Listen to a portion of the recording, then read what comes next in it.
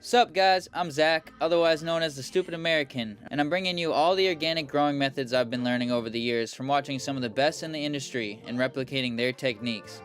I will show you how I do it and talk about other trimming techniques to use in unison with topping to control the plant into the ideal shape for your specific space. So let's grow together.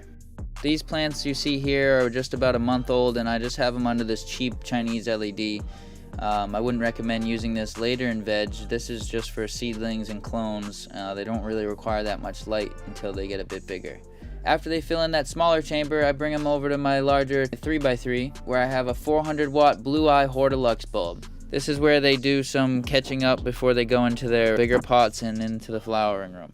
My more recent training technique I adopted from Kyle Cushman involves cutting the lower inner nodes while leaving the fan leaves to continue generating energy, while diverting it to the top so you can control which branches you want to grow.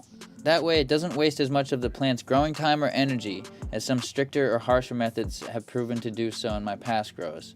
To do this, simply just pinch the inner node out with the tip of your fingernail, or you could use snips for a more controlled cut, but I've found my hands to be the most efficient tools, and it doesn't necessarily have to be perfect. You could always clean it up a bit more later if you miss a spot, and weed plants are quite resilient, so I'm really not that afraid if I did accidentally cut off a branch. There's plenty more to go around. You want to do this all the way around the plant to keep the energy distribution as even as possible. I try to keep all my branches the same height. Although the plant will make it either way, this method will keep the plant going more rapidly than if you were to fully lollipop the branches, and these leaves will be removed later as the plant decides it is done with them anyway, and they start to dry out and send energy to the leaves receiving more light up top. You'll see in a bit just how quickly they recover using this method.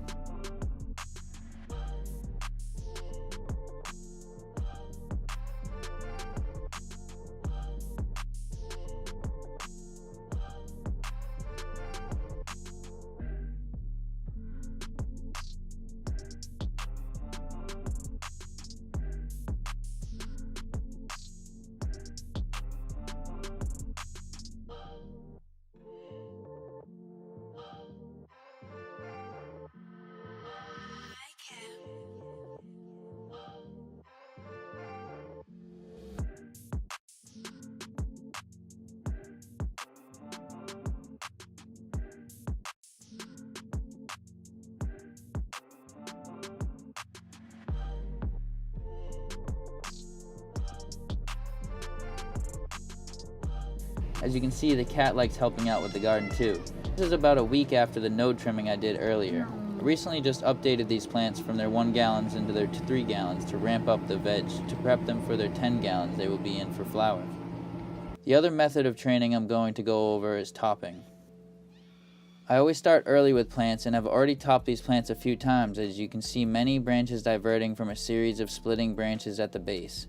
Since I already topped the younger plants, I will be showing you the topping on these older vegging plants that are the mothers of the clones I showed you earlier. I felt these plants still needed another topping to fully fill in their canopy, so I did a topping all the way around the garden, all at the same height so that the new branches would grow more evenly. While implementing the same lower node removal technique with the fan leaves remaining, I also removed some of the lowest growth just to free up some airspace because they were just getting a bit sloppy down there, to be honest. Once you're done, the canopy will be even, and although it may seem a bit sparse right now, it'll fill in more rapidly now, just as the clones I showed you earlier did.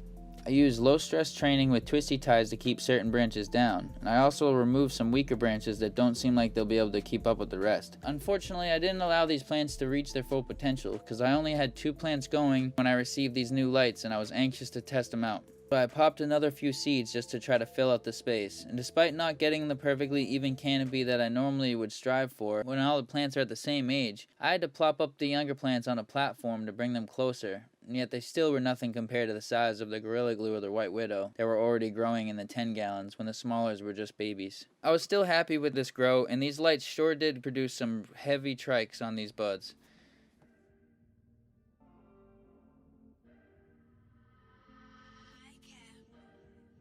Sometimes a few hardy branches start to take the lead, and they take a bit more persuasion to mend into shape.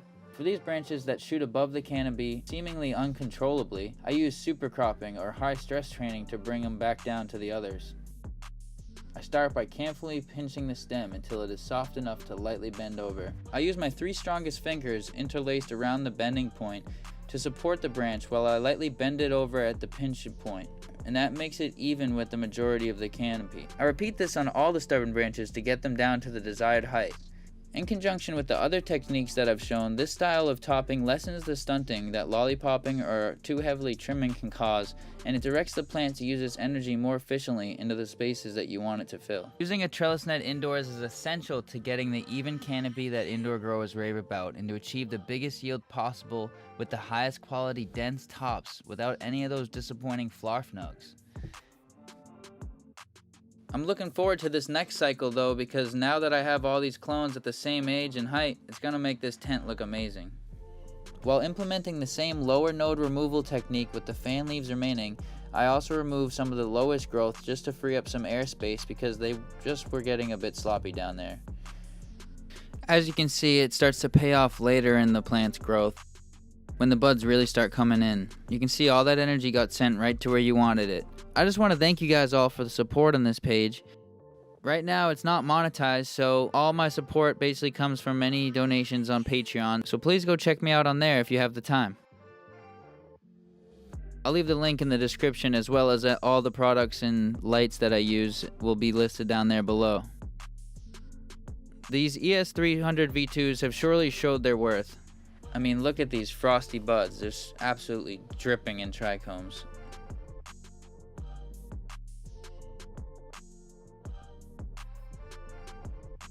But growing organic does have its downsides sometimes.